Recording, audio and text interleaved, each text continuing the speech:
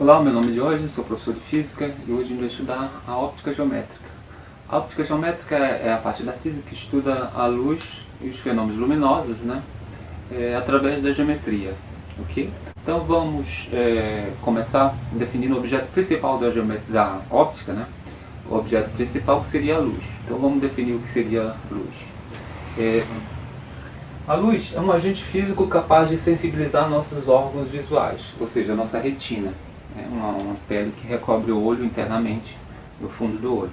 Então a luz sensibiliza a retina e através das células, né, fotossensíveis da retina a gente consegue formar a imagem. Né? O cérebro forma essa imagem e a gente consegue enxergar.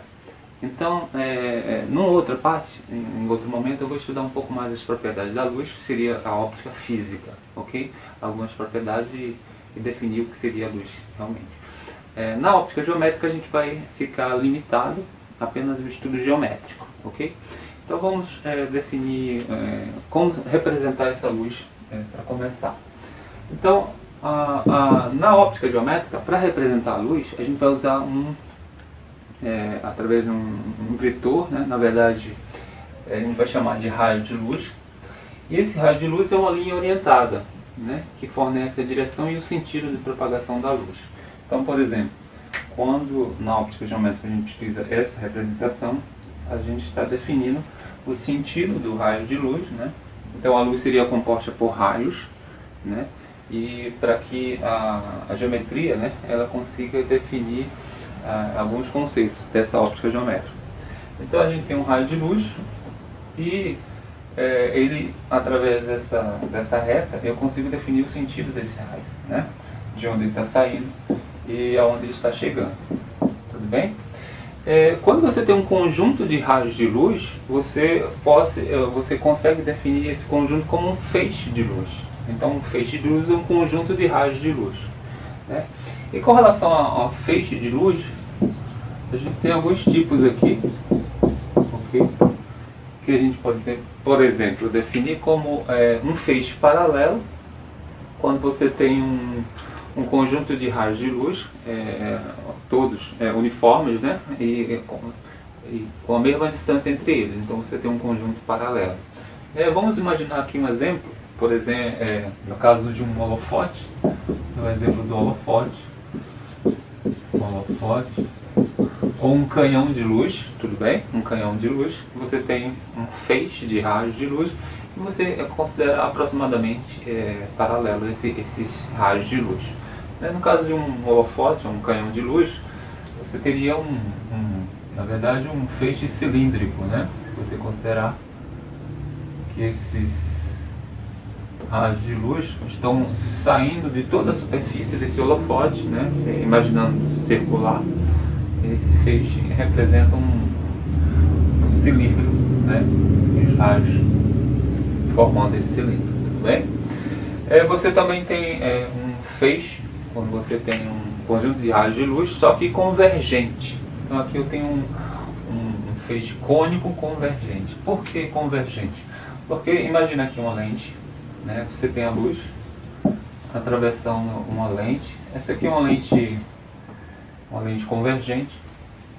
E tem uma propriedade da lente convergente, quando ela se encontra no ar, né, imersa no ar, é que ela faz com que os raios se juntem num ponto, somente à frente da lente.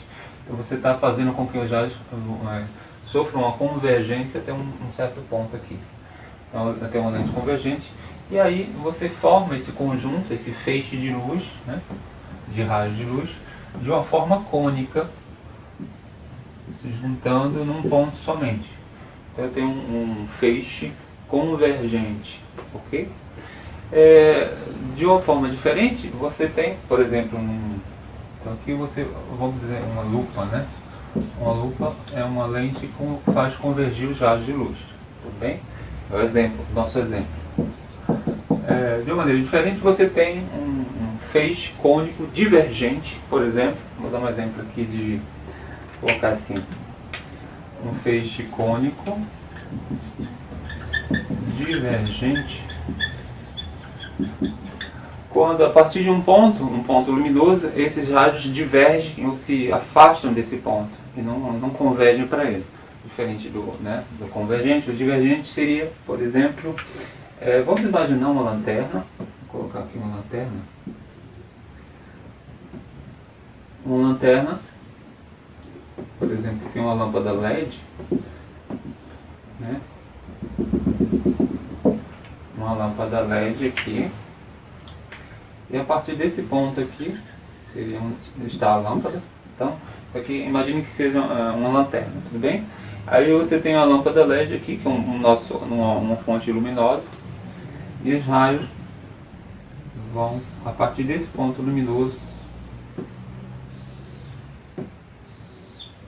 divergir dessa forma. E aí, esse seria um exemplo de um feixe cônico divergente. A partir de um ponto, os raios se afastam, né? Divergem desse ponto. Então aqui você teria um cone.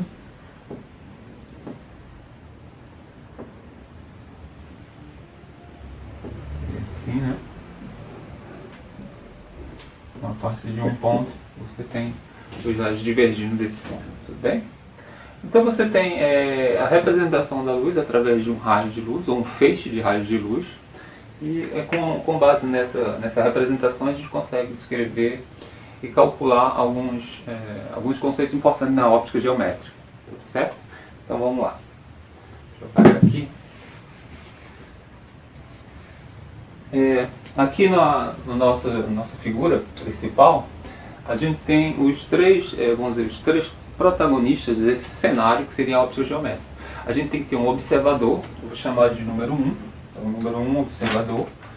Vou colocar aqui o número 1, é o observador do fenômeno luminoso, né? O número 2 seria a fonte luminosa. Então, você tem que ter uma fonte luminosa. E a gente vai definir o que seria uma fonte luminosa. Existem dois tipos de fontes, a gente vai definir depois. Então, preciso ter uma fonte luminosa e a partir dessa fonte luminosa. Ok, então no nosso cenário a gente tem o observador, você tem dois objetos, o objeto 2 e o objeto 3. Né? O objeto 2 seria a fonte luminosa, uma lâmpada acesa, e aqui o objeto 3 seria o livro. Né? Essa lâmpada está iluminando o livro e você está observando isso acontecer. Então esses dois objetos a gente considera como fontes de luz. Só que existe uma diferenciação entre tipos de fontes de luz. A gente vai fazer isso agora, classificar. Então você tem fontes de luz, vou colocar assim, fontes de luz. E a primeira fonte de luz eu vou chamar de fonte primária.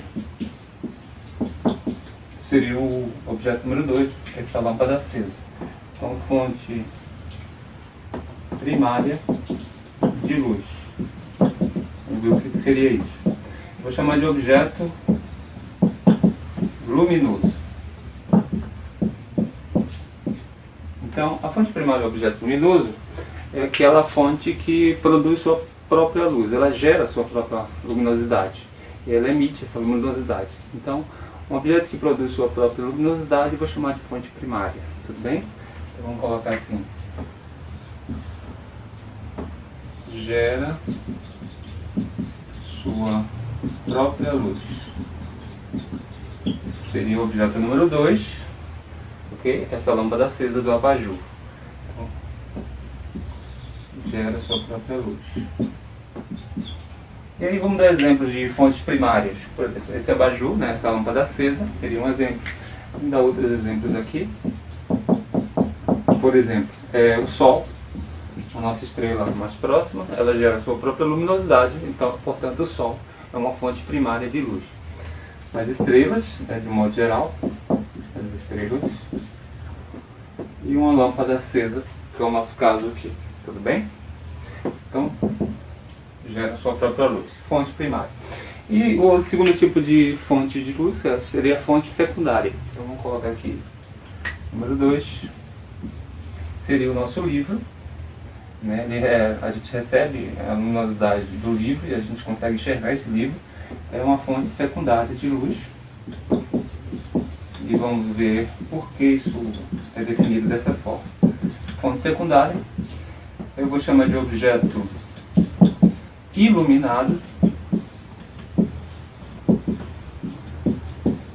Não mais um objeto luminoso, né? Não é uma fonte primária, não produz sua própria luz, mas é um objeto iluminado. Né? Então o livro, por exemplo, é um objeto iluminado. Ele não produz sua própria luz, mas ele é iluminado por uma fonte primária. Tudo bem? Então o objeto iluminado, ele não possui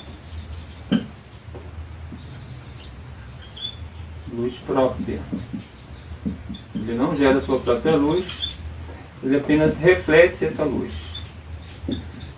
Então o objeto iluminado, ele reflete a luz que ele recebe para o espaço, e aí com isso eu consigo enxergá-lo também. Então seria o nosso livro. Então, a gente pode colocar como exemplo aqui a Lua. A Lua, o nosso satélite natural, a Lua não possui luz própria, ela não gera sua própria luminosidade, mas ela reflete a luz do Sol. Então a Lua seria um exemplo. Né? O nosso livro, vou colocar aqui o livro, seria uma fonte secundária de luz. Tudo bem? Com relação à natureza, ela pode ser fonte primária ou secundária. Com relação à dimensão,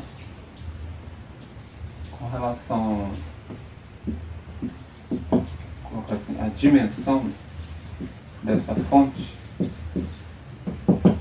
a gente pode colocar aqui 1 e 2. Com relação à dimensão dessa fonte luminosa, dessa fonte de luz, a gente pode definir como uma fonte pontiforme ou pontual. Vamos colocar assim. Uma fonte pontiforme ou pontual. Né? Pontual ou apenas um ponto, essa fonte de luz. E aí por quê? Porque as dimensões dessa fonte de luz são desprezíveis com relação às distâncias que você está considerando, né? Os objetos que você está considerando próximo a essa fonte. Então ela é uma fonte pontual, eu vou chamar de fonte pontiforme, ok? Então, e ela pode ser também uma fonte extensa. Então, com relação à dimensão dessa fonte, ela pode ser extensa. Uma fonte extensa. Então a gente já considera, sendo uma fonte extensa, a gente considera o comprimento dessa fonte com relação às dimensões que você está considerando, que você está estudando. Então, por exemplo, uma fonte pontual, eu posso considerar, eu considero assim, uma lâmpada, por exemplo. Uma lâmpada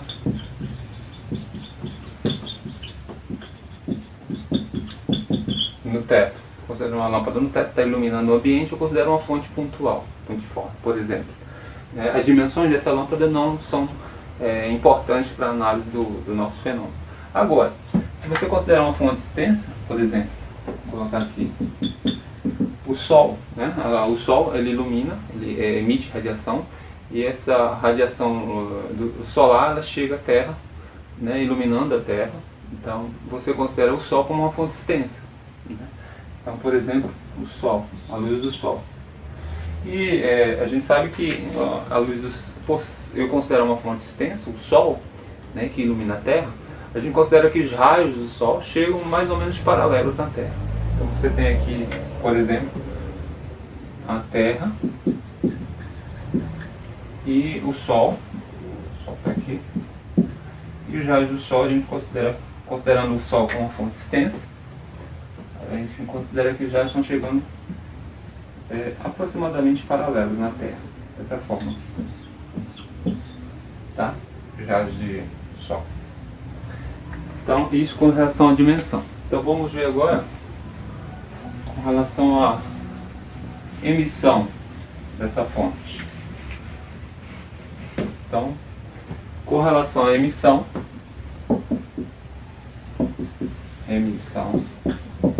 a gente vai considerar também dois tipos. Com relação à emissão dessa fonte de luz, a gente considera uma fonte monocromática e policromática. Então vamos considerar uma fonte simples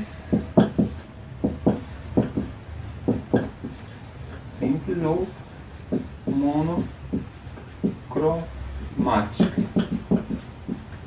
Mono significa mono, cromática de uma cor só. Então quando você tem uma lâmpada, por exemplo, vermelha, azul somente, então você considera essa lâmpada acesa, azul, por exemplo, como uma fonte monocromática, uma fonte simples de luz monocromática de uma cor somente, tudo bem?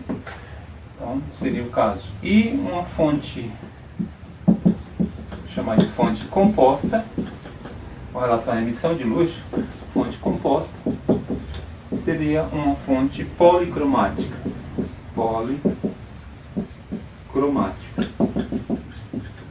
Poli significa vários, muitos, e cromática, cor. Então, de várias cores. Por exemplo, a gente pode dar o caso. Tá, no caso aqui de uma monocromática, eu de uma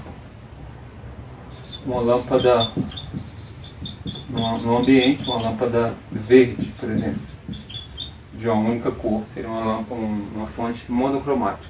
E a policromática, de várias cores, então vamos considerar aqui um exemplo, a luz do sol, a luz branca do sol, ela se considera que é uma fonte policromática, porque dentro da luz do sol, da radiação solar, você tem todas as 7 cores, né, as 7 frequências de cores que a gente conhece. Então, a luz do sol contempla as 7 cores. Então é uma fonte policromática. Com relação às classificações dessas fontes de luz. Com relação à natureza, a gente considera a fonte primária ou secundária. Com relação à dimensão, pontiforme, pontual ou extensa. E com relação à emissão de luz, ela pode ser simples, monocromática, de uma cor só, ou composta, policromática, de várias cores, como a luz do sol, que tem as 7 cores dentro dela. Quando a luz se propaga através de algum meio material, a gente pode classificar esses meios como meio transparente, um meio translúcido, um meio opaco. Então vamos definir isso. Então existem os meios que a gente vai chamar de meios ópticos, né? Então o primeiro meio, através do qual a luz se propaga, a gente vai chamar de meio transparente. O que seria isso? É quando esse meio permite que a luz o atravesse. Então a luz atravessa esse meio sem nenhum problema, numa trajetória regular. Então vamos considerar que a luz consegue atravessar esse meio, que eu vou chamar de meio transparente, numa trajetória perfeitamente regular. Aí eu vou dar um exemplo aqui. Eu tenho 3 materiais, ok? 3 folhas aqui. E o primeiro meio transparente, em que a luz consegue atravessar, numa trajetória regular, seria esse aqui. Okay? Esse aqui você consegue ver através dele, né, a minha imagem, portanto a luz consegue atravessar esse meio aqui, essa folha aqui de acrílico, tá bom? Então meio transparente. O segundo tipo de meio é o meio translúcido. Você tem a luz conseguindo atravessar esse meio translúcido de uma forma parcial, ou seja, nem todo jato de luz consegue atravessar. Porque a trajetória dentro desse meio translúcido é irregular, uma trajetória um pouco irregular. Então os raios são desviados pelo tipo de material desse meio.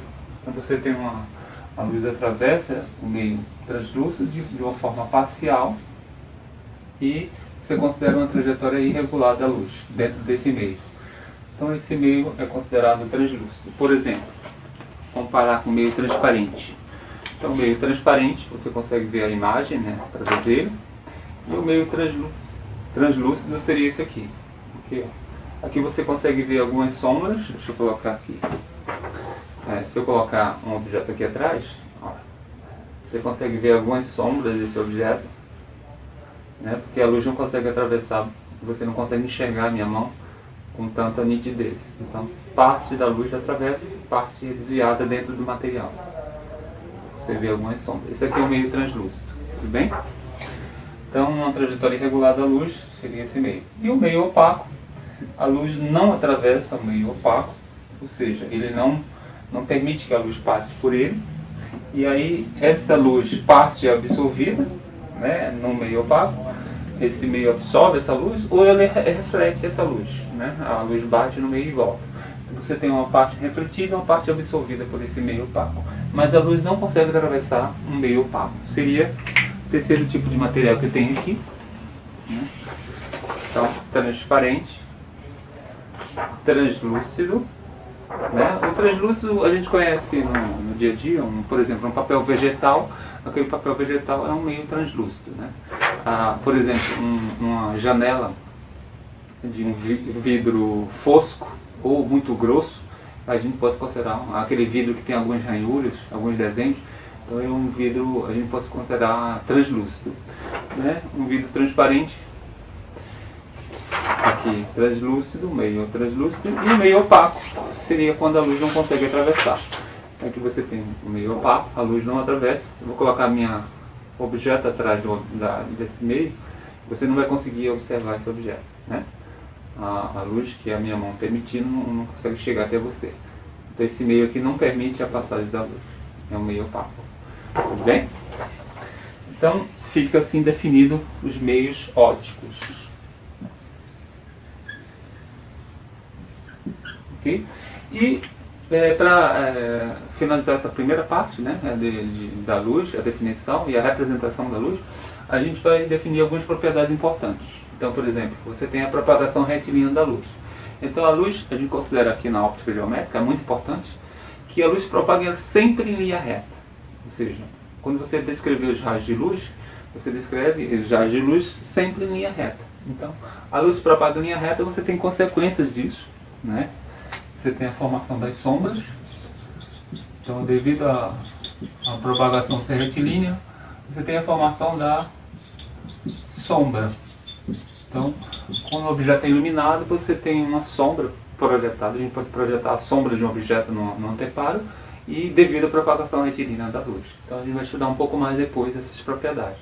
Mas são três propriedades importantes da luz. Então, propagação retilínea, num meio transparente e homogêneo, a gente considera assim, a luz sempre se propaga em linha reta. Tudo bem? Então, primeira propriedade, a independência dos raios de luz. Por exemplo, se você considerar um canhão de luz da cor azul e um canhão de luz da cor vermelha, se esses dois raios de luz de cores diferentes se cruzarem, eles seguirão depois desse cruzamento seus caminhos, mas não vai atrapalhar o outro. Então, aqui está a independência dos raios de luz, ok? É uma outra propriedade importante. E a reversibilidade. Reversibilidade seria se você considerar uma fonte de luz. Considerar um espelho aqui. Um espelho. Eu representar um espelho assim com essa reta. E aqui eu tenho uma fonte de luz. Minha fonte. Se um raio de luz partir dessa fonte, bater nesse espelho que está na base, refletir e bater nesse outro espelho aqui, a trajetória descrita vai ser essa aqui, que eu estou desenhando. Tudo bem? Mas se você trocar, por exemplo, a posição final desse raio de luz pela fonte, né, colocar aqui a fonte desse lado, emitindo luz, e o espelho final aqui desse lado, você vai ter a mesma trajetória de volta, a mesma trajetória. Então, a trajetória é reversível.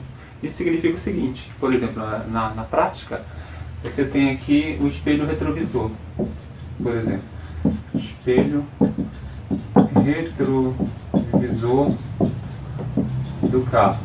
É um exemplo dessa reversibilidade. Quando você está num carro, por exemplo, num táxi, você está na cadeira de trás, você consegue, através do espelho retrovisor, que está na frente do motorista, você consegue ver o motorista através daquele espelho. E o motorista, por sua vez, olhando pelo espelho, consegue ver o passageiro atrás. Então, tanto o passageiro vê o motorista, como o motorista vê o passageiro. Então, aquele espelho, a trajetória da luz é a mesma para os dois. Então, você tem a reversibilidade dos raios de luz, né? Uma propriedade importante das três, né? Você tem a independência, a reversibilidade e a propagação retilínea. Tudo bem? Elas vão ser mencionadas ao longo do estudo da óptica geométrica. Ok?